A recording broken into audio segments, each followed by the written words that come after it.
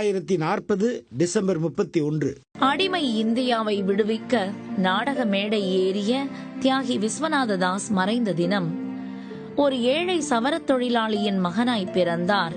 மக்கள் மனங்களில் விடுதலை உணர்வை விதைக்கும் நாடக கலைஞனாய் மலர்ந்தார். மக்களை தூண்டுவதாக கூறி இவரை 29 முறை சிறையில் அடைத்தது வெள்ளையர் அரசு. பிறப்பை காரணம் சொல்லி இவரோடு நடிக்க அன்றைய நாடக நடிகைகள் பலர் தயங்கினர். அந்த நிகரற்ற மகா கலைஞனை நாவிதராக மட்டுமே பார்த்தனர். அந்த நிலையில் ஜோடியாய் நடிக்க முன்வந்தனர் பிராமண பெண்ணான முத்துலட்சுமி அம்மாளும், இவரை தொடர்ந்து பொதுவுடைமை இயக்க தூணாய் புகழ்பெற்ற KP ஜானகி அம்மாளும். விடுதலைக்காக நாடகம் நடத்தியே கடனாளியாகி போனார் விஸ்வநாததாஸ். அவர் குடியிருந்த வீடு ஏலத்திற்கு வந்தது.